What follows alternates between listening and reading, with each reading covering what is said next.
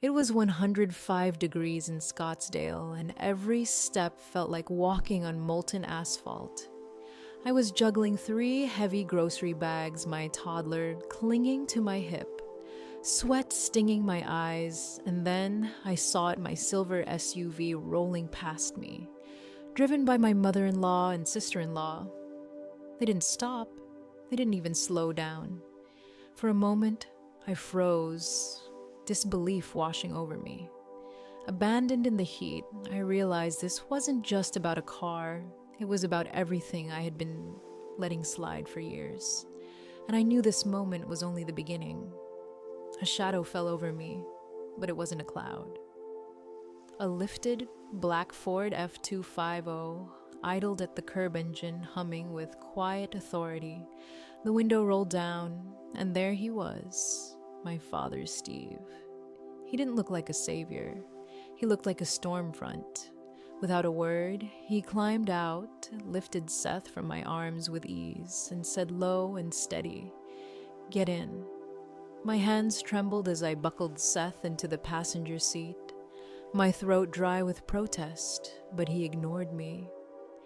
The drive to the gated community was silent every mile, amplifying the tension between us and the distant figure of my silver SUV.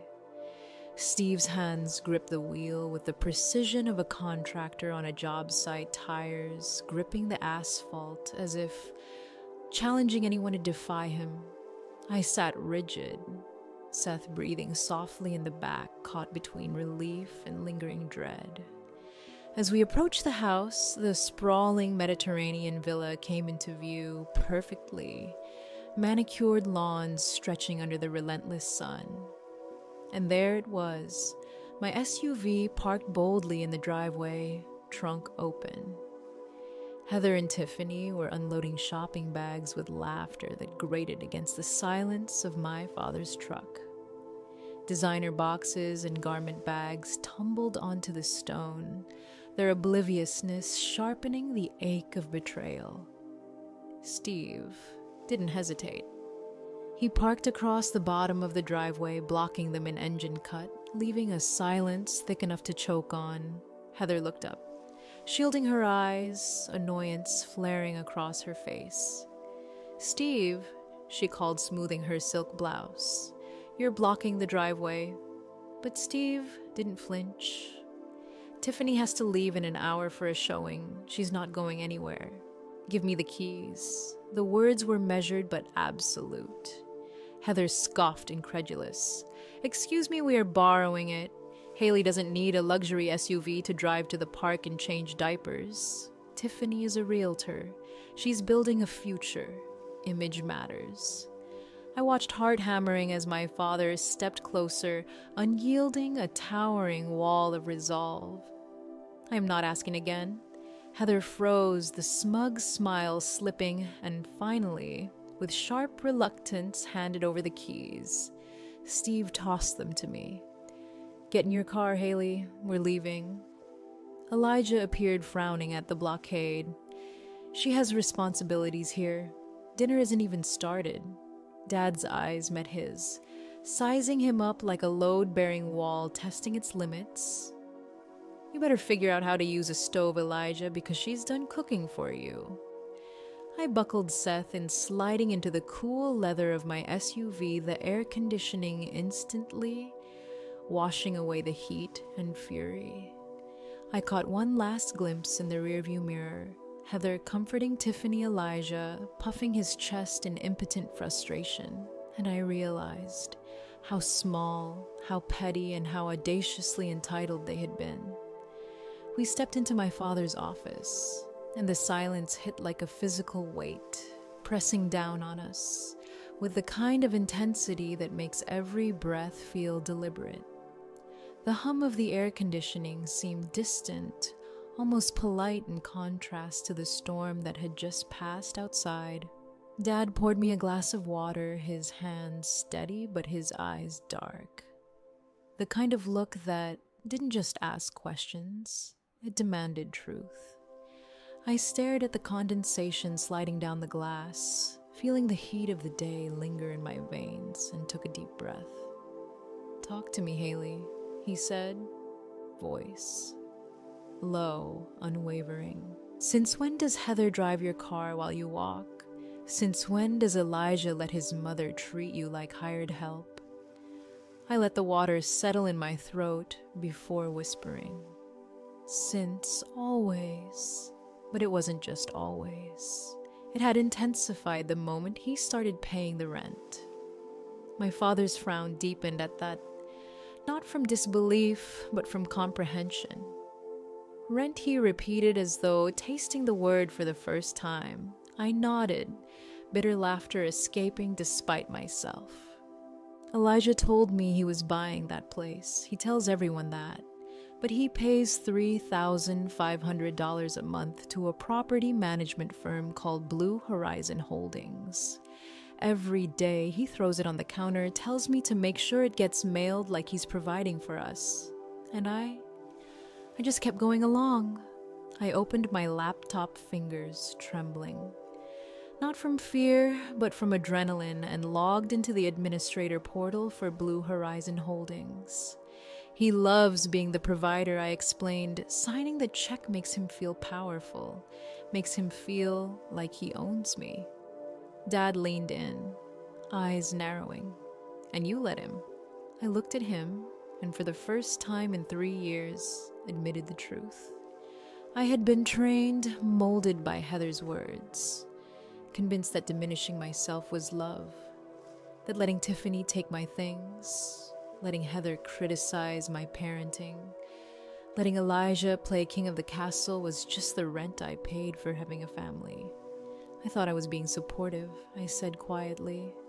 I didn't realize I was being erased.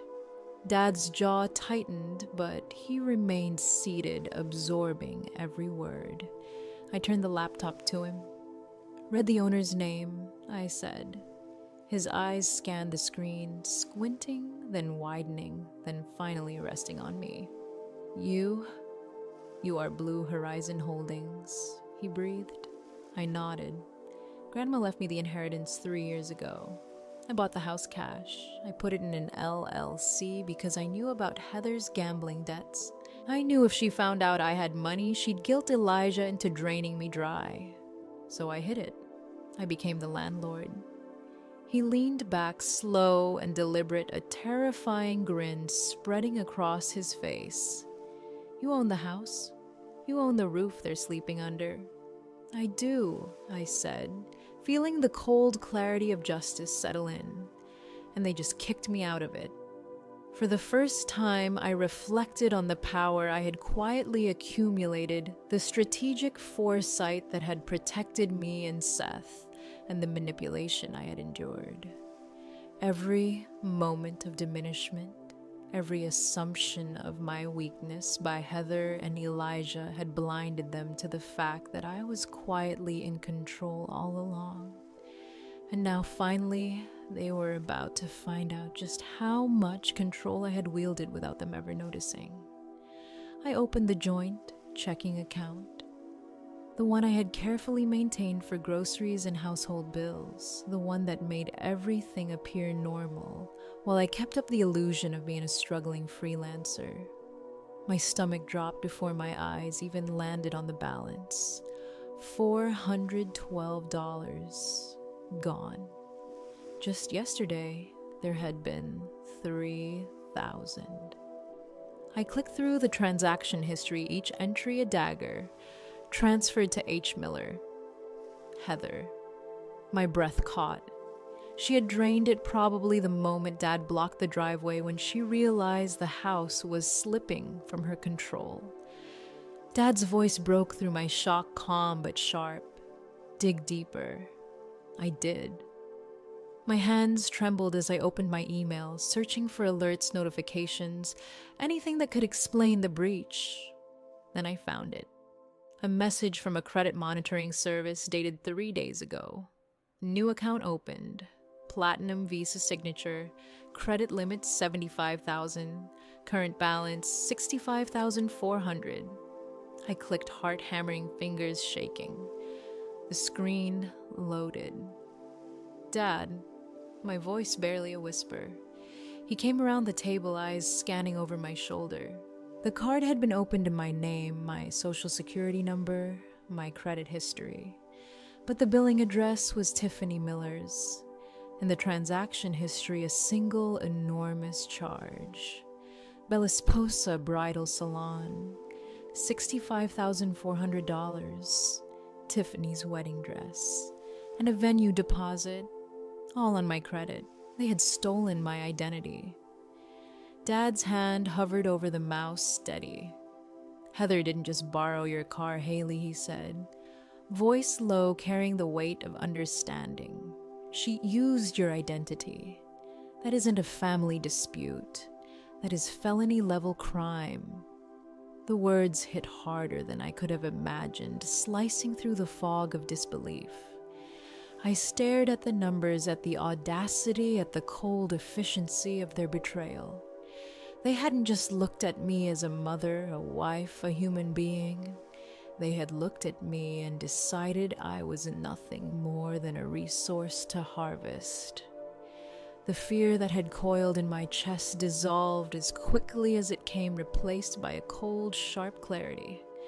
I sat back, letting the weight of the betrayal settle, and felt a different sensation click into place, a steel trap snapping shut, a resolve hardening in my veins. I wasn't powerless. I wasn't victimized. Not anymore. Dad's gaze met mine, unwavering. They want to change the locks, I said, the absurdity still settling in my chest, but now with a thrill of determination. That's what he said. I reached for my phone but didn't call. Elijah didn't text. Instead, I looked at my father and said, "Steady, let's go. We need to stop by the police station first." The tears were gone, evaporated in the heat and rage of discovery, replaced by something far colder and infinitely more useful. "Call the locksmith," I told him. "Full recce at 804 Pinnacle Drive tonight." He didn't ask. He didn't hesitate. He pulled out his phone and acted. And in that moment, the fear, the betrayal, the theft of my identity, all became the fuel for what I was about to do. I was no longer a victim. I was the strategist, the executor, the force they had never anticipated. We returned to Dad's office in silence, the hum of the air conditioning filling the space between us, heavy with anticipation. I opened my laptop, fingers brushing over the keys with purpose, logging into Blue Horizon Holdings. Every click, every password entry was a step toward reclaiming control that had been denied to me for years. The screen loaded the administrative dashboard, the digital command center that gave me authority over what Elijah and Heather believed they owned. It felt surreal, almost intoxicating to see the power that had always been mine, hidden in plain sight. I pulled up the lease agreement Elijah had signed 3 years ago, the one he had waved like a banner of accomplishment, bragging about the terms he negotiated. My eyes scanned past the pet deposits, HOA addendums and clauses I had let slide before, until I found the section that mattered most. Section 24, paragraph B. The language was precise, almost clinical, but its implications were absolute. Immediate termination of tenancy if the tenant or any guest engaged in criminal activity, including identity theft, credit card fraud, or grand theft auto. The perfect lever. Dad's eyes were on me, steady assessing the plan I was forming, and I felt a thrill in the alignment of our focus. I began drafting the immediate lease termination notice. Fingers moving fast, each word calculated. Legal phrasing intertwined with the undeniable truth of the police report I had just filed for the credit card fraud. I signed it as H. Bennett Property Manager, Blue Horizon Holdings. The sound of the printer whirring to life was profoundly satisfying, a physical manifestation of the strategy unfolding. The authority being exercised, the reckoning imminent.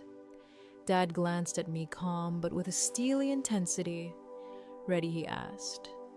I nodded the word, carrying more weight than it ever could have in ordinary circumstances. We moved in synchronized silence to the trucks, the drive back to 804 Pinnacle Drive, charged with the tension of impending confrontation. I thought of Heather, Tiffany, Elijah, oblivious, thinking they still held power, unaware of the legal and moral storm about to descend upon them.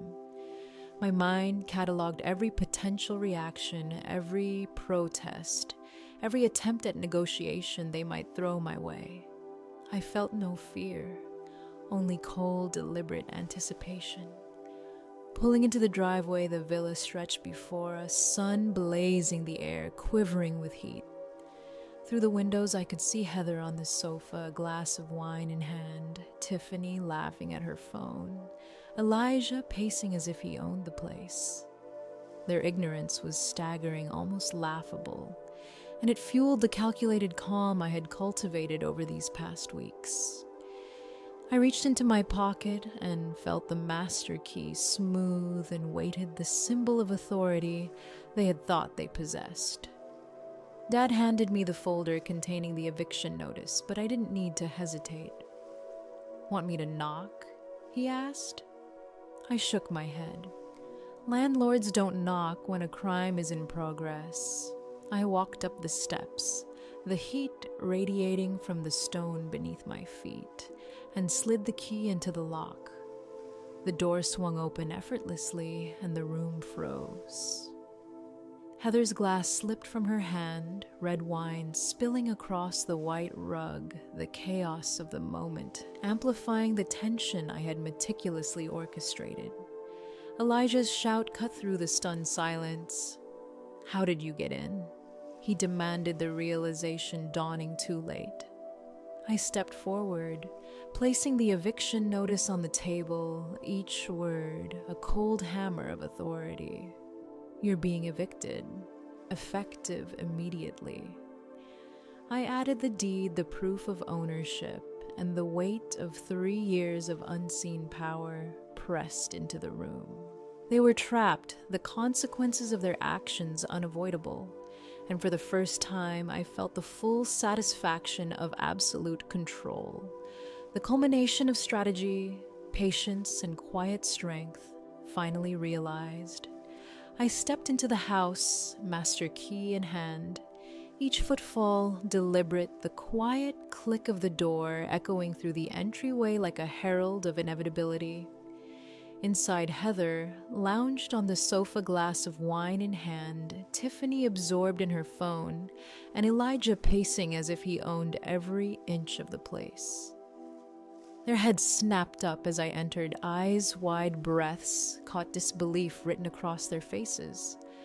The room froze, the audacity of the intrusion hanging heavy in the air. Without a word, I placed the eviction notice on the polished wooden table, sliding it across with deliberate precision. The bold letters, the signature of H. Bennett, property manager, Blue Horizon Holdings, struck them like a physical blow. "You're being evicted," I said calmly, each syllable measured, weighted, effective immediately. I set the deed beside it, evidence of ownership, of authority, of the years they thought they controlled me. Their shock was palpable, a mixture of fear, indignation, and stunned realization. Heather's wineglass wobbled, then fell crimson, spreading across the white rug. Panic flared in her eyes, a stark contrast to her usual, calculated poise. Tiffany shrieked, fumbling for her phone as if the device could somehow reverse reality. Elijah's face drained of color, his bravado evaporating as he read the notice, the magnitude of his misconception sinking in. They had believed they controlled the home, the assets, like the very space I inhabited. And now it was undeniable power had shifted, and they were powerless to stop it. I gestured subtly toward the corner where the blue light blinked steadily. Cameras, audio, live feed. Every action, every word, every attempt to defy me was being documented, a record of their trespass, their deception, their crimes.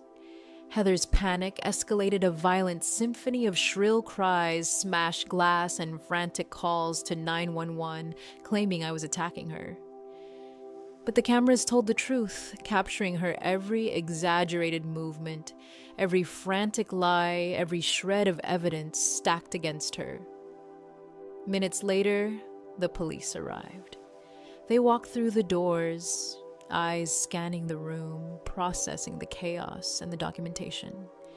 Within moments, Heather was handcuffed, the reality of consequences closing in. Elijah had been removed for trespassing. The locks changed the house, returning to silence, but this time it was a calm, peaceful quiet, not tense or watchful. Later, Elijah texted a feeble attempt at reconciliation, asking to discuss rent. I replied, once your lease has been terminated due to criminal activity, contact my attorney. I blocked him, a final gesture of control, of setting boundaries, of reclaiming my life. Standing by the window, watching my son sleep safely down the hall, I felt the weight of 3 years of manipulation and diminishment lift. I hadn't lost a husband, I had lost a parasite. The house was mine, the future secured, the theft and deception confronted and corrected. In the quiet aftermath, the house felt lighter, warmer, a sanctuary reclaimed through patience, strategy, and the courage to finally assert my power. And in that moment, I understood the true value of standing firm, of recognizing when support turns into erasure, and of reclaiming one's life from those who would exploit it. In the quiet that followed, I stood by the window watching my son sleep and feeling the weight of years lift from my shoulders. The house was mine. The chaos behind us, and for the first time, true peace settled in. I learned that standing up for yourself isn't just about confrontation. It's about recognizing your own value and refusing to be erased. If this story resonated with you, consider liking and subscribing so more stories of resilience and reclaimed power can be shared.